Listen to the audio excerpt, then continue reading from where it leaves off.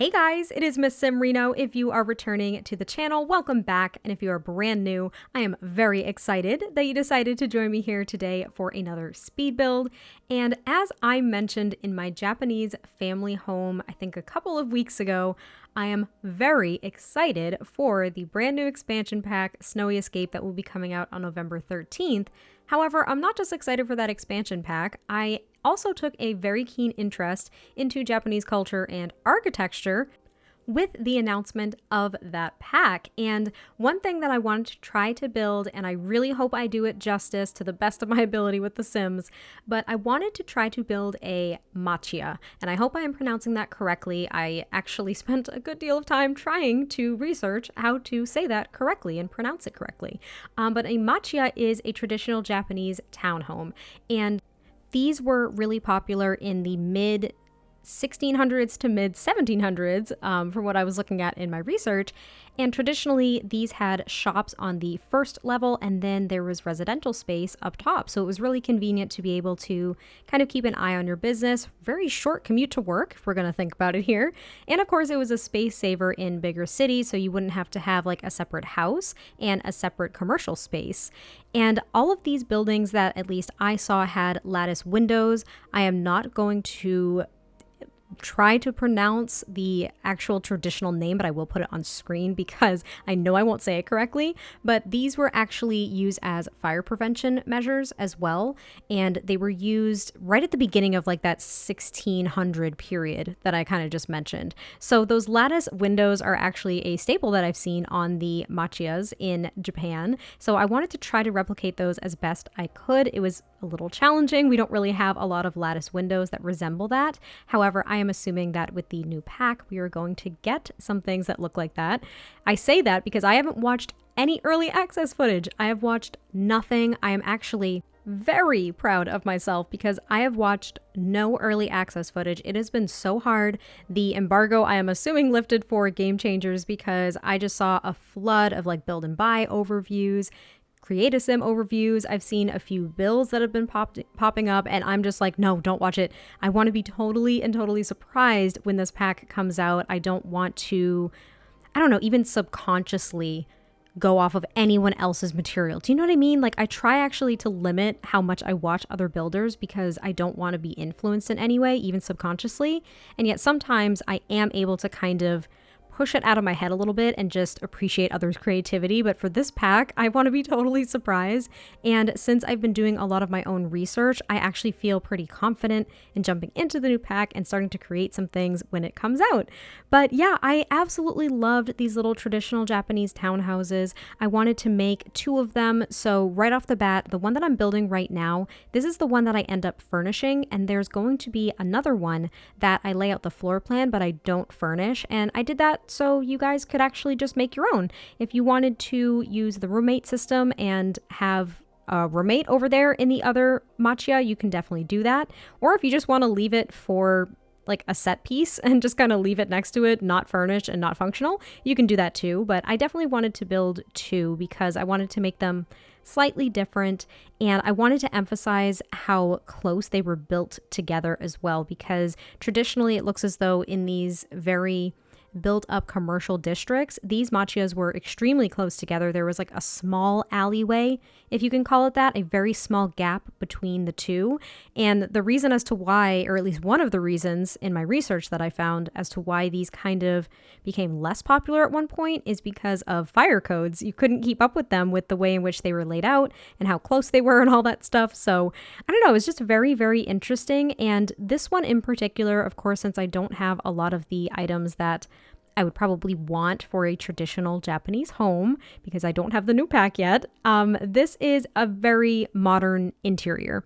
So both of these have fairly modern interiors, but then again, I said I didn't furnish the second one. So it can be whatever you want, but the one on the left is fairly modern, though I was able to finally do something cool to simulate a kotatsu, and I really hope I pronounced that correctly. I probably didn't, so please just don't yell at me. I'm trying so hard to learn. I mean, this is reminding me of when I took Chinese in high school. So I don't know if I've actually mentioned this before.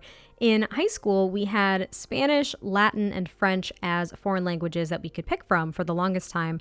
I didn't necessarily have an interest in those languages at the time. I had taken Spanish briefly, I think in like middle school, and it was really challenging for me. And honestly, at the time, I was not eager to learn these things. I was a dumb little kid. And then I entered high school and they actually started offering Chinese when I was a sophomore, I want to say. And I took Chinese for 2 years.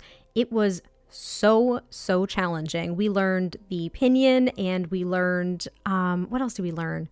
Because the pinyin is actually the Chinese characters, at least to my knowledge. I have a really bad memory. I believe that's it. And then we also learned how to write it in English, and that's in using the English alphabet, I should say. And then, of course, we learned the translation into English. So it was just very hard. Like, I think we learned about 350 different characters in our first year. And it was just really challenging. Like, it was so hard. The sentence structure was so different from what I'm used to. And it was just really challenging to learn. And we had such a nice mix of people in that class as well. We actually had a lot of fluent Japanese speakers. We had a lot of fluent Korean speakers. And I think it was only me and one other student that were not fluent in any other language. So it was really hard and I learned so much from my classmates, but that's my little, not even a rant, but that's my reasoning as to why I'm like kind of panicking trying to pronounce these traditional Japanese words, because learning Chinese was exceptionally challenging, and hearing a lot of the like students in my class that could speak fluent Japanese, like that also sounded extremely challenging to me. So all in all, just bear with me as I try to learn things. But as you can see, the second townhouse has pretty much come together as well. And like I mentioned, I wanted them to be a little bit different, but also very similar, of course, in a lot of ways. So they do have kind of like these closed off front areas where I kind of just make it like a little sitting area, and I actually put small gardens in the back. And actually, when I say gardens, I think I just used gardening plots, but I did put some plants in the front as well. And you guys probably noticed I pulled out the mailboxes that are actually unlocked with the, I believe, the BB Show Hidden Objects cheat, and they're the mailboxes from City Living, because I did notice that on a lot of traditional Japanese homes, I'm not sure if this is true for the Machiyas, but they actually have like, I think it's like a mail slot and a nameplate from what I've seen. So I wanted it to kind of be that mail slot and nameplate on the front, though of course I could only work with what we have in game. And as you can see, I just made the little sunken portion for the entryway, and that is the traditional area in which you would remove your shoes before entering a home. And then I also decided to make the kitchen a sunken area too, because you might be thinking, how the heck are you doing this? Because I didn't know this until last week, I want to say.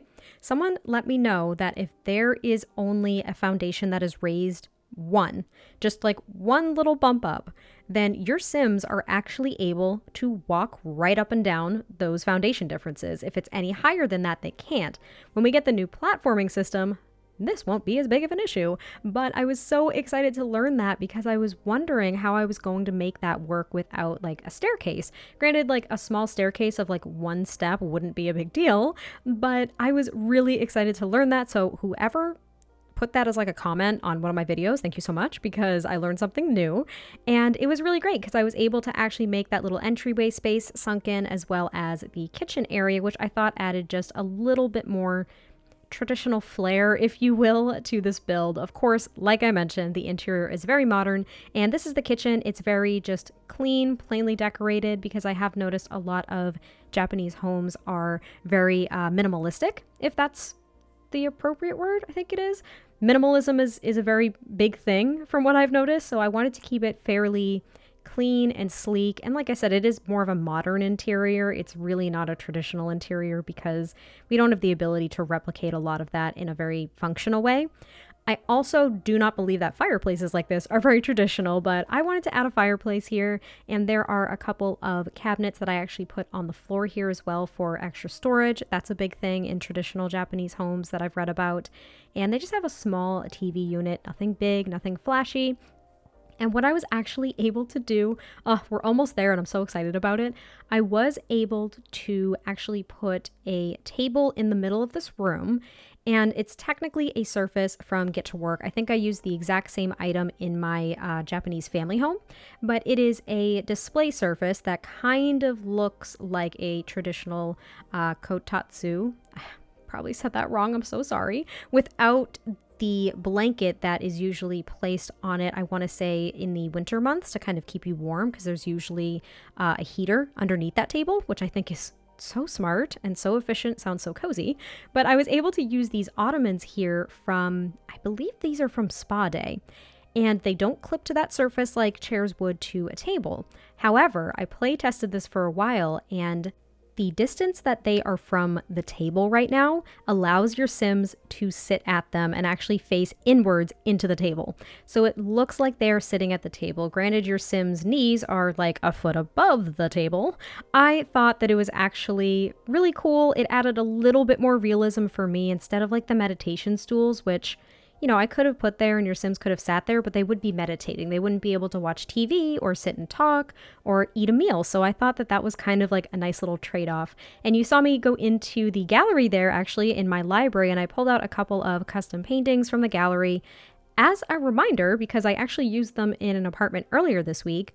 These quote-unquote custom paintings do not count as custom content. So I downloaded them from the gallery. They were base game friendly, and these were like some images of teas. And I absolutely love a lot of teas that originate from Japan and China. So I wanted to kind of tip my hat a little bit there as well to just all of the fabulous teas that I've been introduced to because of these amazing countries and amazing cultures. And then I ended up working on this little entryway area, again, where your Sims would take off their shoes, which I also didn't watch the early access footage. I'm telling you, I didn't watch it, but I saw it floating around on Twitter that I think there's functionality with these shoe racks now, or there will be when the pack is released, that you can click on it and actually remove your shoes officially. Like your Sims will remove their shoes before they enter the home.